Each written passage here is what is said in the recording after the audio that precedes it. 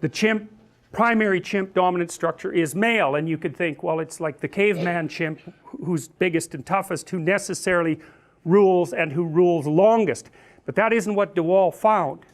See, the problem with being mean, let's say, and not negotiating your social landscape and not trading reciprocal favors is that no matter how powerful you are as an individual, two individuals 3/4 of your power can do you in, and that happens with the chimps fairly regularly. If the guy on top is too tyrannical and doesn't make social connections, then weaker chimps, males, make good social connections, and when he's not in such good shape they take him down, and viciously too. De Waal has documented some unbelievably horrendous acts of, let's call it regicide, among the chimpanzee troops that he studied, mostly in the Arnhem Zoo.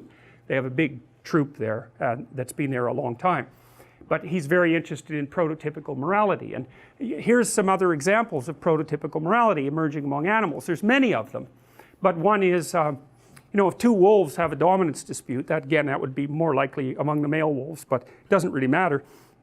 They basically display their size and they growl ferociously and puff up their hair so they look bigger. And you can see cats do that when they go into fight or flight, right? Not only do they puff up, including their tail, but they stand sideways, and the reason they do that is because they look bigger, right? Because they're trying to put out the most intimidating possible front.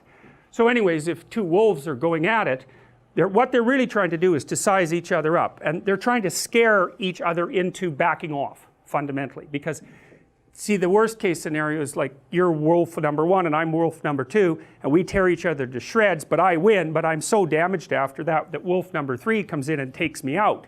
So like there's a big cost to be paid even for victory in a dominance dispute if it degenerates into violence. And animals and human beings, but animals in particular, have evolved very, very specific mechanisms to escalate dominance disputes towards violence step by step, so that the victor doesn't risk incapacitating himself by winning.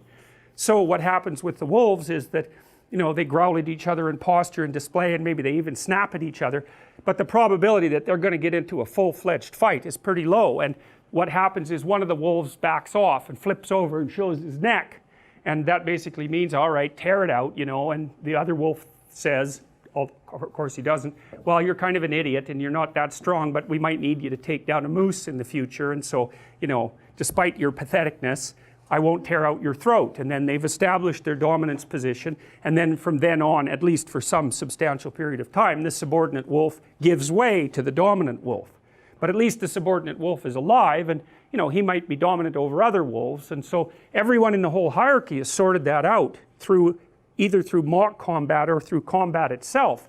And the low ranking members aren't in the best possible position, but at least they're not getting their heads torn off every second of their existence. And so there's even some utility in the stability of the dominance hierarchy for the low ranking members, because at least they're not getting pounded, they're getting threatened, which is way better. I mean, it's not good, but it's way better than actual combat. And then there's the example of rats. What Panksepp observed, and I think this is a brilliant piece of science, is that first of all, juvenile male rats in particular like to rough and tumble play. They like to wrestle, and they actually pin each other just like little kids do, or like adult wrestlers do. They pin their shoulders down, and that basically means you win.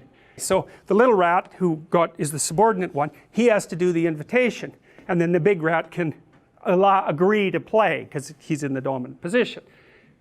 But if you pair them repeatedly, and this is really worth thinking about, because see, morality emerges out of repeated interactions. Because you might say, well, if you're only going to interact with someone once, you might as well just take advantage of them and run off. That's what a psychopath does, by the way. So anyways, if you repeatedly pair these rats, unless the big rat lets the little rat win at least 30% of the time, the little rat will not ask the big rat to play. And it's a staggering discovery. It's a staggering discovery because you've got the emergence there of a implicit morality, essentially, that's even incarnated in rats, that emerges across multiple play sessions. It's like, yes, exactly, that's exactly what Piaget said about the emergence of morality. Now, this is an interesting thing. So you got the emergence of morality in, say, chimps, you got the emergence of morality in wolves, you got the emergence of morality in rats. So what this means, because rats can't talk and wolves can't talk and chimpanzees can't talk, and what that means, just as Piaget suggested, was that the damn morality emerges before the representation of the morality. It's a big deal to know that, and that it emerges as a consequence of repeated social interaction. So it's not a top-down thing, it's a bottom-up thing.